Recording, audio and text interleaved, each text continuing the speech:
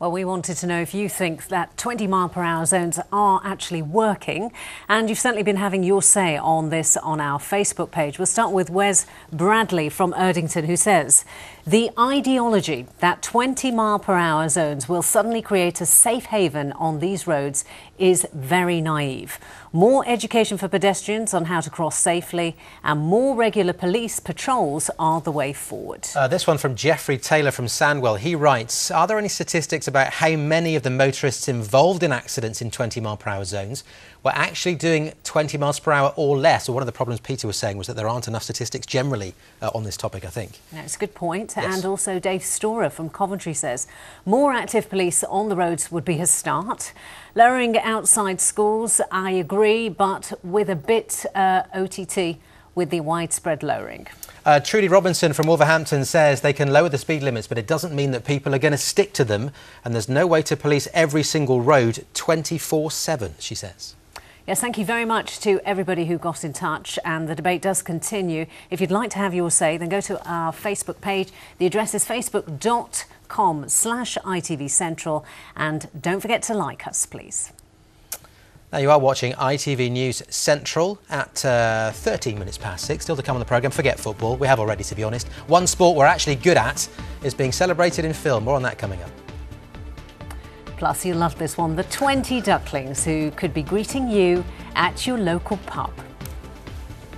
Hello, it's been a cloudy and wet day in the West Midlands today, but we are expecting things to get a bit better over the weekend. Find out all the details later.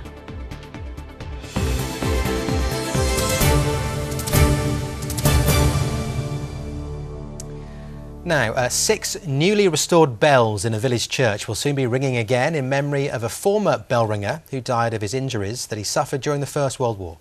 The bells at St Philip's and St James's Church in Tarrington in Herefordshire were taken away to be restored. Now people living in the village are determined to honour a soldier from the Great War who played a key part in their life and certainly the life of their community. Lee Comley reports. The bells in Tarrington heading back where they belong. The 6 bells at St Philip and St James's Church have been repaired and refurbished and now wheeled and winched to their place in the tower. They were becoming unringable, those at the church saying they were becoming too heavy to play and not sounding their best. Now they should look and sound new for generations to come. So the bit that the clapper hangs on, they had to be replaced. The top of the bell, I think it's called the headstock, they all had to be replaced with new bearings. The bearings these days in good towers make bell ringing a lot easier, but these were very, very old-fashioned bearings, and the bells had almost become unringable. And the frame all jiggled around up the top, and that wasn't at all good, so that's been braced and strengthened, and it should put the bells right now for 200 or 300 years more, perhaps. The bells also have special significance on the centenary of the Great War. The tenor bell was rung by local man George Evesham. He died after returning from duty because of injuries he sustained, shortly after the village war memorial was completed. Well, from what I could gather, obviously he went to the war and came home, and he was injured with the gas, and he lived for 2 years after the war, but unfortunately he died from the gas inhaling. I would think that he would be very pleased with the way the Tarrington village has actually brought his name to the front, and he's helping them to refurbish the bells. For the past few weeks, those in the village have had to put up with a recording of church bells, and as nice as that might sound, it's just not the same. Slowly and carefully the bells are hoisted into position, a new camera giving people a unique chance to see how they look above the church.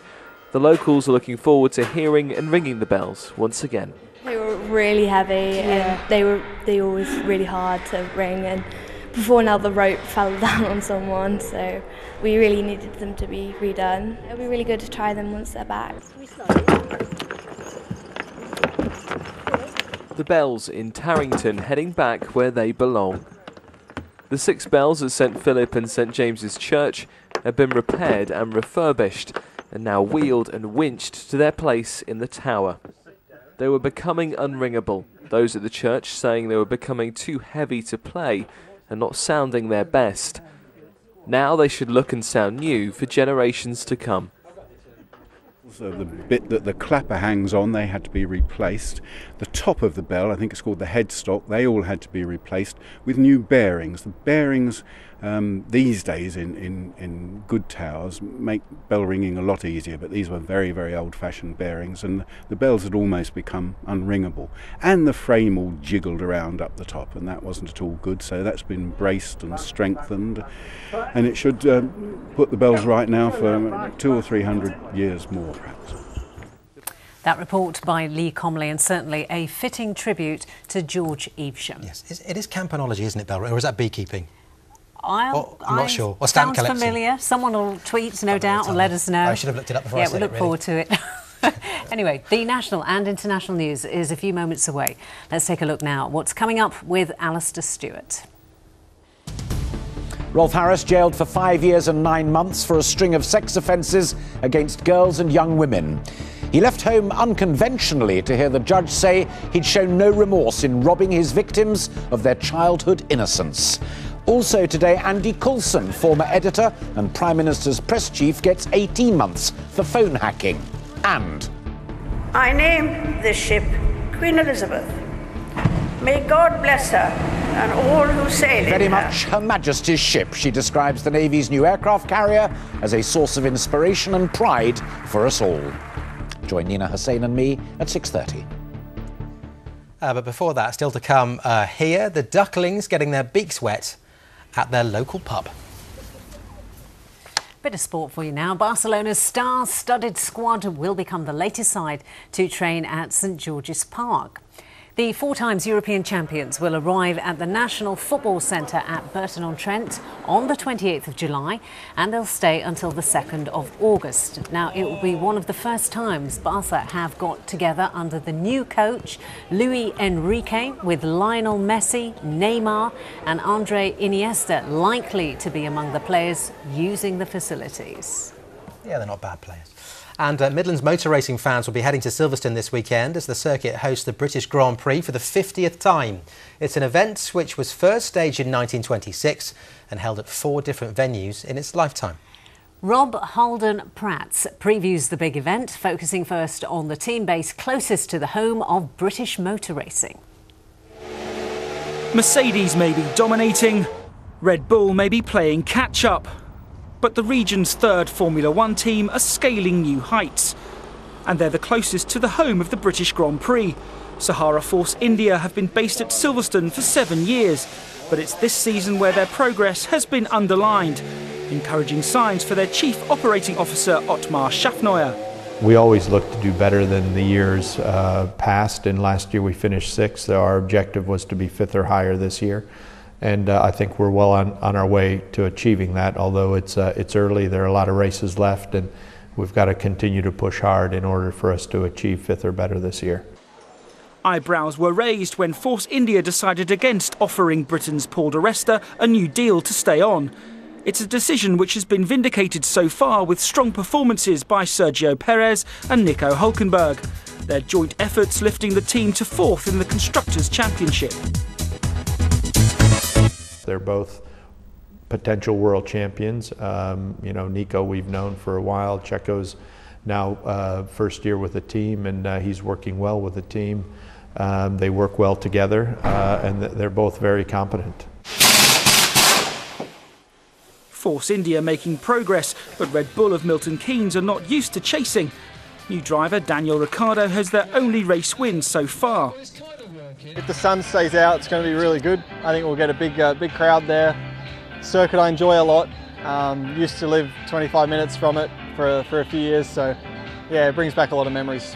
By the time the British Grand Prix arrived last year, defending world champion Sebastian Vettel had won 3 times before his record-breaking streak of 9 victories. So we're braced for 3 days of high-speed action, culminating in Sunday's big race.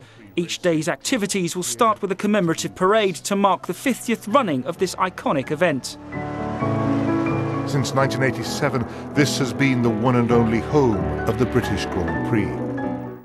1996 world champion Damon Hill is one of the previous race winners taking part.